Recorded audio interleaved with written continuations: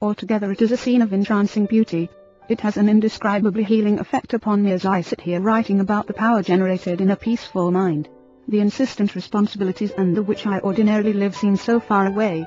Though I am in Hawaii, to give a series of lectures, and to write this book, nevertheless the peace with which this place is filled envelops me. Yet I realize that, when I have returned to my home in New York, 5,000 miles away, I shall only then truly savor the exquisite joy of the beauty which I now behold. It will become enshrined in memory as a prized retreat to which my mind can go in the busy days that lie ahead. Often, when far from this idyllic place, I shall return in memory, to find peace along the palm-lined, foam-washed beach at Waikiki. Fill your mind with all peaceful experiences possible, then make planned and deliberate excursions to them in memory. You must learn that the easiest way to an easy mind is to create an easy mind. This is done by practice, by the application of some such simple principles as outlined here. The mind quickly responds to teaching and discipline. You can make the mind give you back anything you want, but remember the mind can give back only what it was first given. Saturate your thoughts with peaceful experiences, peaceful words and ideas, and ultimately you will have a storehouse of peace-producing experiences to which you may turn for refreshment and renewal of your spirit. It will be a vast source of power. I spent a night with a friend who has a very lovely home. We had breakfast in a unique and interesting dining room. The four walls are painted in a beautiful mural picturing the countryside in which my host was reared as a boy. It is a panorama of rolling hills, gentle valleys, and singing streams, the latter clean and sun-speckled, and babbling over rocks. Winding roads meander through pleasant meadows. Little houses dot the landscape. In a central position is a white church surmounted by a tall steeple. As we breakfasted, my host talked of this region of his youth, pointing out various points of interest in the painting around the wall. Then he said, "Often as I sit in this dining room I go from point to point in my memory and relive other days. I recall, for example, walking up that lane as a boy with bare feet, and I can remember yet how the clean dust felt between my toes. I remember fishing in that trout stream on many a summer afternoon and coasting down those hills in the wintertime. There is the church I attended as a boy." He grinned and said, "Sat through many a long sermon in that church, but gratefully recall to mind the kindliness of the people, and the sincerity of their lives. I can sit here and look at that church, and think of the hymns I heard there with my mother and father as we sat together in the pew. They are long buried in that cemetery alongside the church, but in memory I go, and stand by their graves, and hear them speak to me, as in days gone by. I get very tired, and sometimes am nervous and tense. It helps to sit here, and go back to the days, when I had an untroubled mind, when life was new and fresh. It does something for me. It gives me peace. Perhaps we all cannot have such murals on the dining room walls, but you can put them around the wall of your mind. Pictures of the most beautiful experiences of your life. Spend time among the thoughts which these pictures suggest.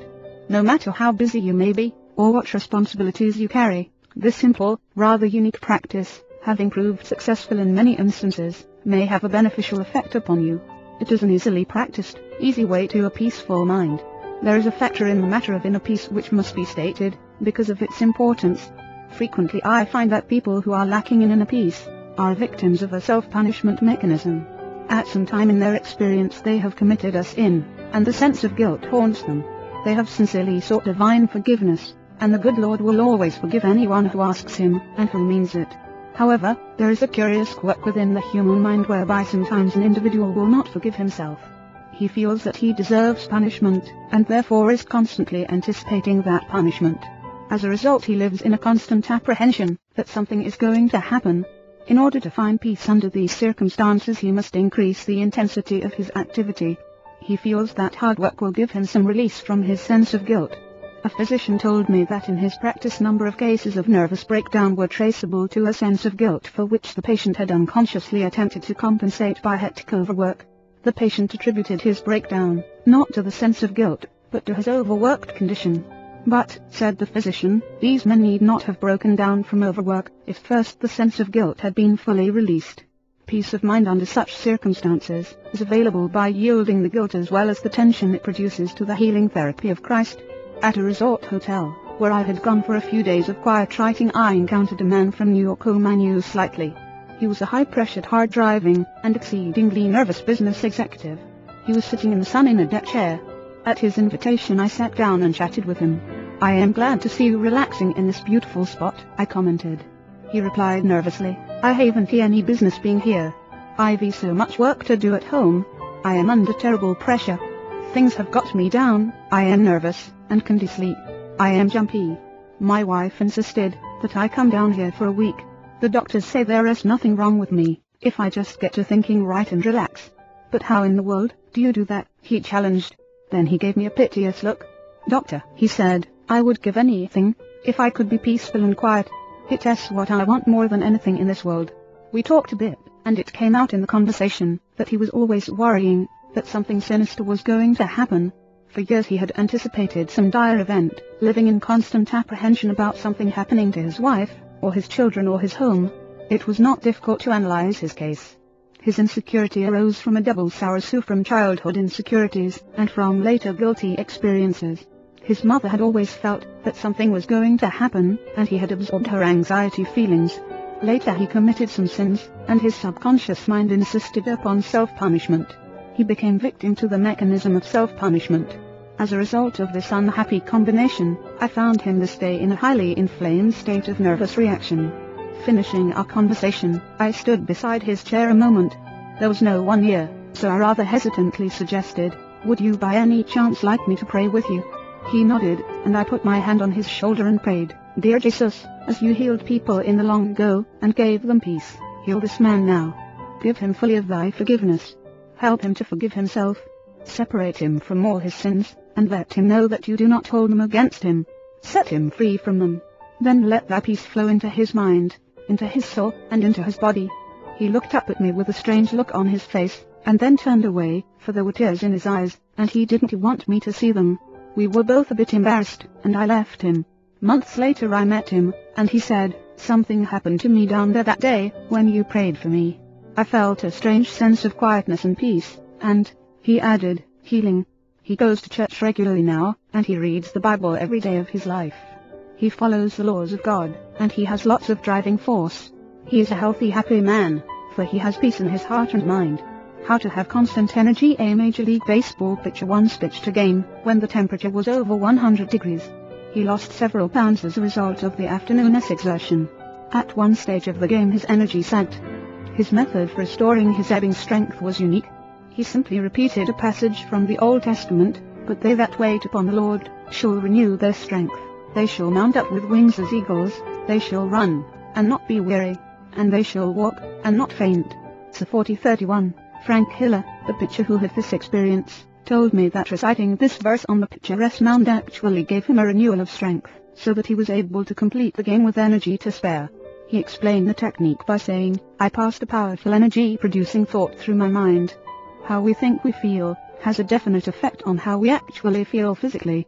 If your mind tells you that you are tired, the body mechanism, the nerves, and the muscles accept the fact.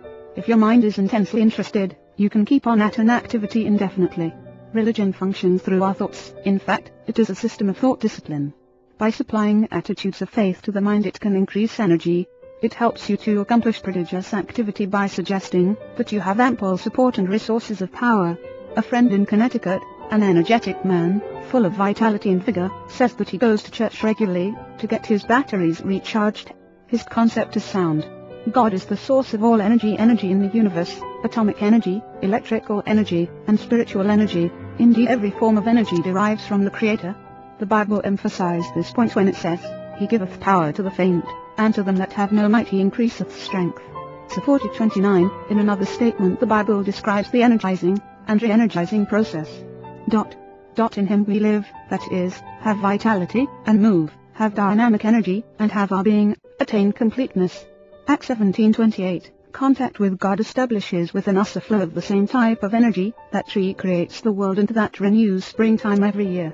When in spiritual contact with God through our thought processes, the divine energy flows through the personality, automatically renewing the original creative act. When contact with the divine energy is broken, the personality gradually becomes depleted in body, mind, and spirit. An electric clock connected with an outlet does not run down, and will continue indefinitely to keep accurate time. Unplug it, and the clock stops.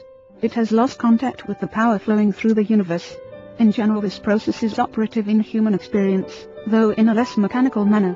A number of years ago I attended a lecture at which a speaker asserted before a large audience that he had not been tired in 30 years. He explained that 30 years before he had passed through a spiritual experience in which by self-surrender he had made contact with divine power. From then on he possessed sufficient energy for all of his activities, and these were prodigious. He so obviously illustrated his teachings, that everyone in that vast audience was profoundly impressed.